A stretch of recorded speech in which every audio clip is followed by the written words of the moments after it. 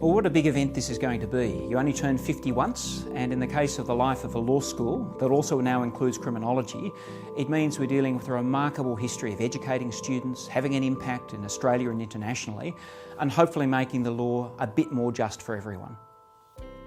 When UNSW decided to introduce a law degree, it was the first time since the 19th century that a new law program had been introduced in New South Wales. When law was founded at UNSW, there were no female members on the academic staff. Today, they make up more than half and dominate their fields. Our founding Dean, Professor Hal Wootten, said that a law school should have and communicate to its students a concern for those upon whom the law bears harshly. So right from the beginning of our faculty's life, the idea that law doesn't exist in isolation, but which is harnessed in pursuit of justice, is really integral to our approach.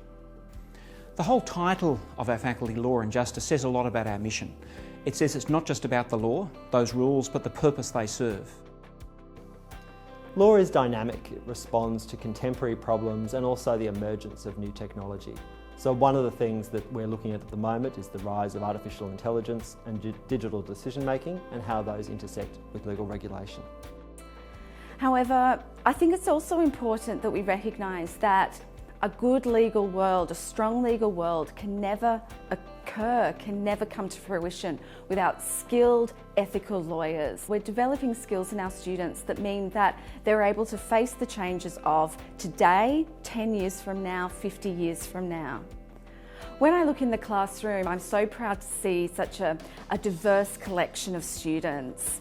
We've got gender diversity, we've got multicultural diversity, and I believe that over the next 50 years, that diversity will further develop in the legal world as well. There'll be other problems that come along like that law will need to respond to. So perhaps the safest prediction is to think about how the legal profession and the judiciary will change over the course of time. We've seen law open up to a much more diverse array of people who are able to study it and pursue their careers in law. And at the Faculty of Law and Justice at UNSW, making that happen is something we're really committed to. And we see the value of that both for law and the community that it serves. That's going to really change what it means to be a lawyer. It's going to change what it means the law can do for the community.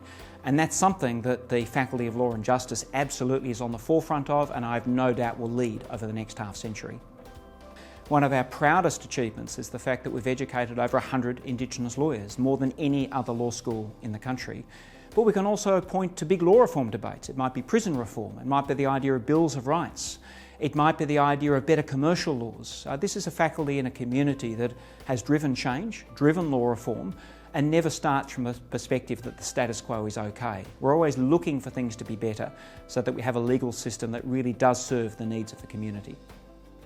This year's Gandhi Oration is going to be special, it's going to be different. Of course, in the midst of a pandemic, we've got to improvise, and it's meant we've got a really wonderful opportunity to showcase one of the deepest legal thinkers in the world, and to do so in a way that's really accessible to people, to have a conversation about one of the most important topics in the law, and that is, when is it okay to forgive as opposed to when we should punish? And I think people can expect a vibrant, interesting conversation that's really going to challenge them about what the law does and what the limits of the law should be when it comes to punishment and retribution.